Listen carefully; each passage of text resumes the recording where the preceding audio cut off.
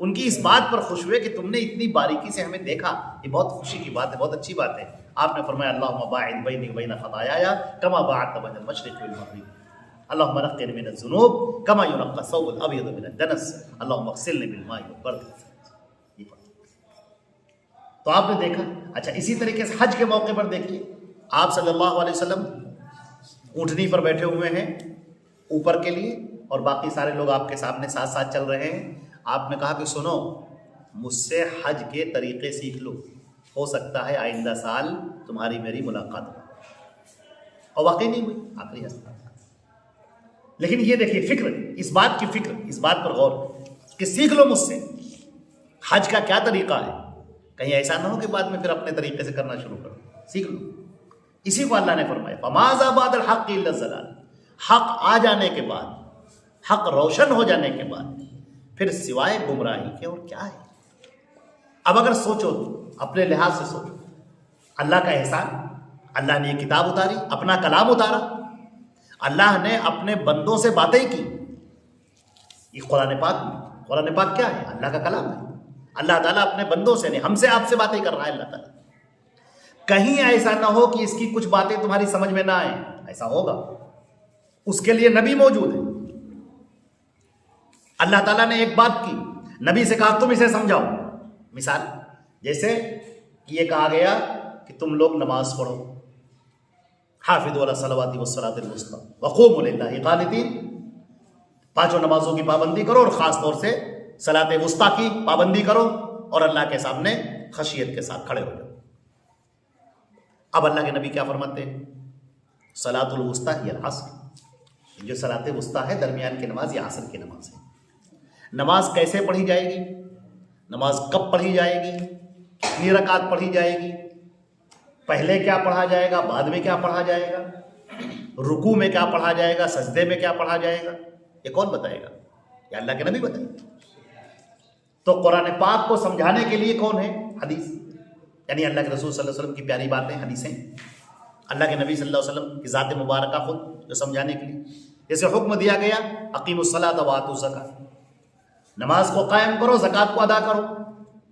اب زکوٰۃ کب دی جائے گی، کس کو دی جائے گی، کتنی دی جائے گی، کس مال پر کتنی نکلے گی؟ سونا ہے تو سونے پر کتنی زکوٰۃ، چاندی ہے تو چاندی پر کتنی زکوٰۃ، بکریاں ہیں تو بکریوں پر کتنی زکوٰۃ، اونٹ ہیں تو اونٹوں پر کتنی زکوٰۃ، تجارت کا مال ہے تو اس پر کتنی زکوٰۃ۔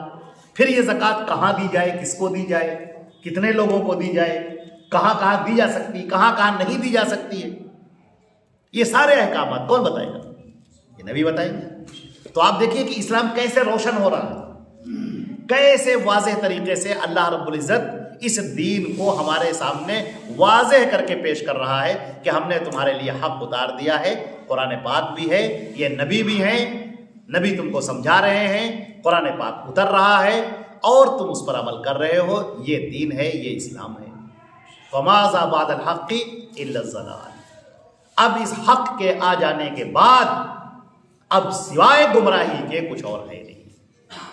اب اگر تم یہ سوچو کہ ہم کوئی نیا طریقہ ایجاد کر لیں، اپنی مرضی سے کچھ کرنا شروع کر دیں، اور اس کے بعد پھر ہم غور و فکر کرتے رہیں، ثواب کی امید کرتے رہیں کہ ہم کو اس میں بڑا ثواب ملے گا، لو یہ عمل کر لیں اس میں بڑا ثواب ملے گا، کسی نے صورتوں کے فضائل بھی بیان کر دیے ہیں، عصر کے بعد یہ سورہ پڑھ لے تو اس میں اتنا فائدہ ہے، اور اتنی بار یہ چیز پڑھ لیجیے اس میں اتنا فائدہ ہے۔ یہ سب چیزیں کون بتا رہا ہے؟ سب اپنے آپ من گھڑت خود سے بنا، سب گمراہی کرتے ہیں۔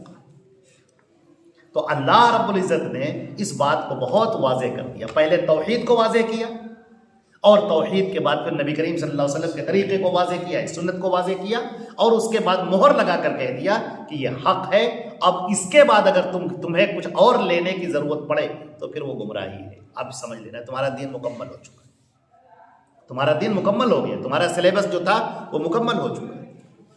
اس دین کو مکمل ہونے کے بعد اللہ کے نبی صلی اللہ علیہ وسلم نے ایک بات فرمائی، من احدث فی امرنا ھذا ما لیس منہ فہو رد، کہ اگر ہمارے دین میں جو دین ہم نے پیش کیا ہے، اگر اس کے اندر اب کوئی نئی بات کوئی داخل کرتا ہے